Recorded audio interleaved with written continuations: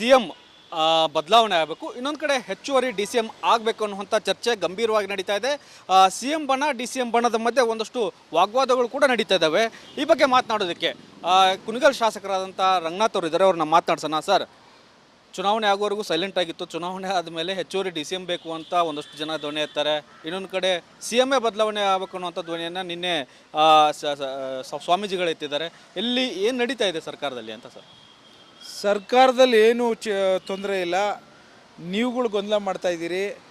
ಯಾರು ಯಾವುದೇ ಕಾರಣಕ್ಕೂ ಇವತ್ತು ಭಾಳಷ್ಟು ಸುಭದ್ರವಾಗಿ ನಡೀತಾ ಇರೋಂಥ ಸರ್ಕಾರ ಇವತ್ತು ಏನು ಗ್ಯಾರಂಟಿ ಸ್ಕೀಮ್ ಕೊಟ್ಟು ಪ್ರತಿಯೊಬ್ಬರ ಬಗ್ಗೆ ಗಮನ ಹರಿಸಿ ಕಟ್ಟ ಕಡೆ ಒಬ್ಬ ನಾಗರಿಕ ಬಂಧುಗೂ ಕಟ್ಟ ಕಡೆ ಒಬ್ಬ ರೈತಾಪಿ ಕುಟುಂಬಕ್ಕೂ ಎಲ್ಲ ರೀತಿಯಲ್ಲಿ ಸವಲತ್ತು ಕೊಡಬೇಕು ಅನ್ನೋ ಚಿಂತನೆಯಲ್ಲಿ ನಮ್ಮ ಸರ್ಕಾರ ಇದೆ. ನೀವು ಹೇಳ್ದಂಗೆ ಯಾವ ಬಣನೂ ಇಲ್ಲ, ಒಂದೇ ಬಣ ಇವತ್ತು ಕಾಂಗ್ರೆಸ್ ಬಣ. ಸೊ ಹಾಗಾಗಿ ಯಾವುದೇ ಪಕ್ಷ, ನಿಮ್ಮ ಬಿ ಜೆ ಪಿ ಪಕ್ಷದಲ್ಲಿ ವಿಜೇಂದ್ರವನ್ನು ತೆಗಿಬೇಕು ಅಂತ ಹೊರಟಿದ್ದಾರಲ್ಲ, ಅದೆಷ್ಟು ಬಣ ಆಗಿದೆ. ಸೊ ಹಾಗಾಗಿ ನಮ್ಮಲ್ಲೇನು ಅಂಥ ಕನ್ಫ್ಯೂಷನ್ ಏನಿಲ್ಲ. ಇವತ್ತು ಕೆಲವರು ಎಲ್ಲೋ ಒಂದು ಕಡೆ ಅವರವರ ವೈಯಕ್ತಿಕ ಅಭಿಪ್ರಾಯಗಳನ್ನು ಹೇಳ್ಕೊಂಡಿದ್ದಾರೆ, ಅದು ಹೈಕಮಾಂಡವರು ಕರೆಸಿ ಮಾತನಾಡ್ತಾರೆ ಅಂತ ನಾನು ಭಾವಿಸ್ತೇನೆ. ನಾನು ನಮ್ಮ ಮೇಲೆ ಆರೋಪ ಮಾಡ್ತಿದ್ರೆ ಮಾಧ್ಯಮಗಳು ಗೊಂದಲ ಮಾಡೋದಾದರೆ ನಿಮ್ಮ ಪಕ್ಷದ ಶಾಸಕರು ಸಚಿವರು ಅವರೇ ಹೇಳಿಕೆ ಕೊಡ್ತಾ ಇದ್ದಾರೆ, ನಾವು ಹೇಳಿಕೆ ಕೊಡು ಅಂತ ಹೇಳಿದ್ವು, ಅವರೇ ಕೊಡ್ತಾ ಇದ್ದಾರೆ. ಯಾಕೆ ಹೈಕಮಾಂಡ್ ಬ್ರೇಕ್ ಹಾಕೋಕ್ಕಾಗ್ತಾ ಇಲ್ಲ? ಬ್ರೇಕ್ ಹಾಕ್ಬೋದಾಯ್ತಲ್ಲ ಹೈಕಮಾಂಡ್ ಸ್ಟ್ರಾಂಗ್ ಇದ್ದರೆ. ಮಾಧ್ಯಮದರ ಒಂದು ಎಲ್ಲೋ ಒಂದು ಕಡೆ ಅತಿ ಹೆಚ್ಚಿನ ಪ್ರಶ್ನೆಗಳಲ್ಲಿ ಒಂದು ಸ್ವಲ್ಪ ಈ ಹೇಳಿಕೆಗಳು ಬರ್ಬೋದು ಅಷ್ಟೇ ಹೊರತು ಯಾರೂ ಸರ್ಕಾರದ ಬಗ್ಗೆ ಗೊಂದಲ ಇದೆ ಅನ್ನೋದಕ್ಕೆ ಏನು ನಿಮ್ಮ ಪುರಾವೆನೂ ಇಲ್ಲ.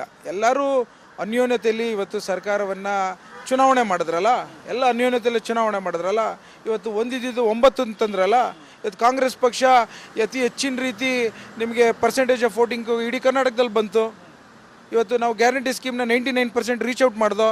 ಇವತ್ತು ವಿರೋಧ ಪಕ್ಷದವರು ಎಲ್ಲಿ ನಿಮ್ಮ ಕೇಳಿ ಯಾವುದೇ ಕಾರಣಕ್ಕೂ ಮಾಡೋಕ್ಕಾಗೋದಿಲ್ಲ ಅಂತ ಪ್ರತಿಯೊಂದು ಹೆಜ್ಜೆಯಲ್ಲಿ ಹೇಳಿದ್ರು. 5 ಗ್ಯಾರಂಟಿಗಳನ್ನು ತಲುಪಿಸೋಂಥ ಒಂದು ವ್ಯವಸ್ಥೆನ ಇವತ್ತು ನಮ್ಮ ಮುಖ್ಯಮಂತ್ರಿಗಳಾದಂಥ ಸಿದ್ದರಾಮಯ್ಯ ಸಾಹೇಬರು ಮತ್ತು ಉಪಮುಖ್ಯಮಂತ್ರಿಗಳಾದಂಥ ಡಿ ಕೆ ಶಿವಕುಮಾರ್ ಸಾಹೇಬರು ಮಾಡಿದ್ರು. ಇನ್ನೇನು ಬೇಕು? ಎಲ್ಲ ಒಂದು ಕಡೆ ಇನ್ನೂ ಹೆಚ್ಚಿನ ರೀತಿ ನಮಗೆ ಫಲಿತಾಂಶ ಬರಬೇಕಾಯಿತು. ಅದು ಒಂದು ಸ್ವಲ್ಪ ನಮಗೆ ನೋವಿದೆ. ಚುನಾವಣೆಗೆ ಒಗ್ಗಟ್ಟಿಂದ ಹೋಗ್ತಿದ್ರಿ, ವಿಧಾನಸಭೆ ಚುನಾವಣೆಯೂ ಒಗ್ಗಟ್ಟಾಯಿತು, ಲೋಕಸಭಾ ಚುನಾವಣೆಯೂ ಒಗ್ಗಟ್ಟಾಯಿತು. ಆಮೇಲೆ ಅಧಿಕಾರ ಹಂಚಿಕೆ ಅಂತ ಬಂದಾಗ ಯಾಕೆ ಇರ್ತದಂಥ ವ್ಯತಿರಿಕ್ತ ಹೇಳಿಕೆಗಳು ಬರ್ತಾ ಇದ್ದಾವೆ? ಯಾಕಂದರೆ ಸ್ಪಷ್ಟವಾದ ಬಹುಮತ ಇದೆ, ಹಾಗಿದ್ದು ಕೂಡ ಸುಗಮವಾದಂಥ ಸರ್ಕಾರವನ್ನು ನಡೆಸ್ಕೊಂಡು ಹೋಗಬೇಕಾಗಿದೆ. ಅದು ಬಿಟ್ಟು ಮೀಡಿಯಾಗಳಿಗೆ ಆಹಾರ ಆಗತಕ್ಕಂಥ ಹೇಳಿಕೆಗಳನ್ನು ಯಾಕೆ ಕೊಡ್ತಾ ಇದ್ದಾರೆ ಅಂತ. ಅದಕ್ಕೇ ನಾನು ಹೇಳ್ತಾ ಇದ್ದೇನೆ, ನಿಮ್ಮ ಮೂಲಕನೂ ಹೇಳ್ತಾ ಇದ್ದೀನಿ, ನಾವು ಕಾಂಗ್ರೆಸ್ ಪಕ್ಷ ಒಂದೇ ಬಣ. ಎಲ್ಲೋ ಒಂದು ಕಡೆ ಅಲ್ಲಿ ಇಲ್ಲಿ ಹೇಳಿರೋಂಥ ಮಾತುಗಳಿಗೆ ನೀವು ಅದನ್ನು ಗಂಭೀರವಾಗಿ ತಗೊಳ್ಳೋಂಥ ಅವಶ್ಯಕತೆ ಇಲ್ಲ. ಇವತ್ತು ಏನು ಸರ್ಕಾರ ಹೋಗ್ತಾ ಇದೆ, ಯಾವುದೇ ಗೊಂದಲ ಇಲ್ಲದೆ ಇವತ್ತು ಸುಗಮವಾಗಿ ಹೋಗ್ತಾ ಇರೋಂಥದ್ದನ್ನು ನಾವೆಲ್ಲ ಬಯಸ್ತೇವೆ. ಏನಾದರೂ ನೀವು ಹೇಳ್ದಂಗೆ ಇವಾಗ ಕೆಲವರು ಮಂತ್ರಿಗಳು ಏನೋ ಒಂದು ಕಡೆ ಸ್ಟೇಟ್ಮೆಂಟ್ ಕೊಟ್ಟಿದ್ದಾರೆ ಅಂತ ಹೇಳ್ತಾ ಇದ್ದೀರಿ. ಅದು ಏನಿದ್ರು ಇಂಟರ್ನಲ್ ಪಾರ್ಟಿಲಿ ಮಾತಾಡೋಂಥ ವಿಚಾರ. ಅದನ್ನು ಇವರು ಯಾರೂ ಬಂದು ಆಚೆ ಮಾತಾಡಬಾರ್ದು ಅನ್ನೋದನ್ನು ಬೈಕೆ ನಮ್ಮೆಲ್ಲರ ಹೊಸದಾಗಿ ಆಯ್ಕೆ ಆಗಿರೋಂಥ ನಮ್ಮಂಥ ಶಾಸಕರ ಅಭಿಪ್ರಾಯಗಳು. ಸೊ ಹಾಗಾಗಿ ಇವತ್ತು ಹೈಕಮಾಂಡರ್ ಅದೇನೇನು ಬೇಕು ಸೂಕ್ತ ನಿರ್ಧಾರಗಳನ್ನು ಎಲ್ಲನೂ ತೆಗೆದುಕೋತಾರೆ ಅನ್ನೋದನ್ನು ನಾನು ಹೇಳಲಿಕ್ಕೆ ಬಯಸ್ತೇನೆ. ನಾನು ಸರಿ ಇದೆ ಸರ್, ಹೈಕಮಾಂಡ್ ಮಟ್ಟದಲ್ಲಿ ತೀರ್ಮಾನ ಆಗಬೇಕಾಗಿರ್ತಕ್ಕಂಥದ್ದು. ಆದರೆ ಸಮುದಾಯವಾರಗಳು ಸ್ವಾಮೀಜಿಗಳು ಎಂಟ್ರಿ ಆಗ್ತಾ ಇದ್ದಾರೆ. ನಮ್ಮ ಸಮುದಾಯಕ್ಕೆ ಸಿ ಎಂ ಕೊಡಿ ಅಂತ ನಿನ್ನೆ ಅಲ್ಲಿ ಒಕ್ಕಲಿಗ ಸ್ವಾಮೀಜಿಗಳು ಹೇಳ್ತಾರೆ, ಇವತ್ತು ಲಿಂಗಾಯತ್ ಸ್ವಾಮೀಜಿಗಳು ಎಂಟ್ರಿ ಆಗ್ತಾರೆ. ಇನ್ನೊಂದು ಕಡೆ ದೆಹಲಿಯಲ್ಲಿ ಮುನಿಯಪ್ಪನವ್ರು ಮಾತಾಡಿ ದಲಿತರಿಗೂ ಸಿ ಎಂ ಕೊಡಿ ಅಂತಾರೆ. ಒಂದು ಸಿ ಎಮ್ಮನ್ನು ಎಷ್ಟು ಜನಕ್ಕೆ ಹಂಚ್ತೀರಿ? ಆ ಥರ ಖಾಲಿ ಇದೆ ಹುದ್ದೆ. ಈಗ ಮೊದಲನೇದಾಗಿ ಮುಖ್ಯಮಂತ್ರಿಗಳ ಹುದ್ದೆ ಖಾಲಿ ಇಲ್ಲ.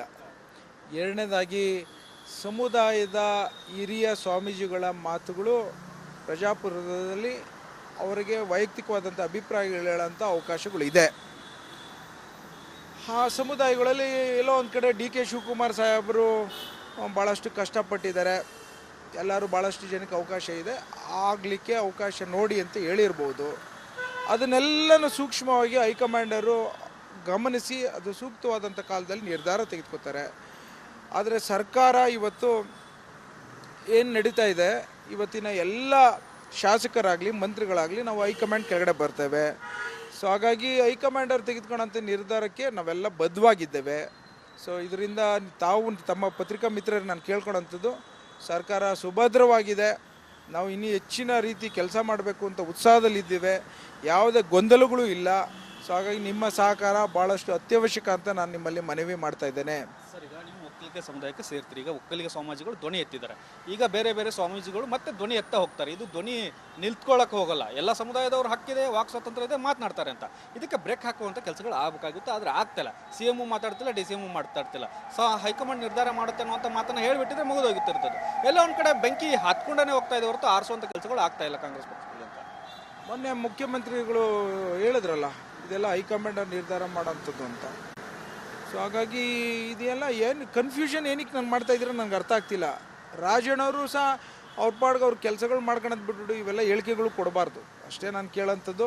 ಇವೆಲ್ಲ ಇವತ್ತು ಎಲ್ಲ ಸಮಾಜವನ್ನು, ಎಲ್ಲ ಸಮುದಾಯದವ್ರನ್ನ ಒಗ್ಗಟ್ಟಿನಲ್ಲಿ ತೆಗೆದುಕೊಂಡು ಹೋಗೋಂಥ ಒಂದು ಶಕ್ತಿ ಸಿದ್ದರಾಮಯ್ಯ ಸಾಹೇಬ್ರಿಗೂ ಮತ್ತು DK ಶಿವಕುಮಾರ್ ಸಾಹೇಬ್ರಿಗಿದೆ.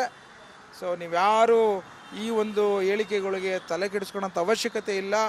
ಇವತ್ತು ನಾವೆಲ್ಲ ಒಂದೇ ಬಣ, ಕಾಂಗ್ರೆಸ್ ಬಣ. ಇವತ್ತು ಮುಂದಿನ ದಿನಗಳಲ್ಲಿ ಇನ್ನು ಹೆಚ್ಚಿನ ರೀತಿ ಕಾಂಗ್ರೆಸ್ಸಿನ ಒಂದು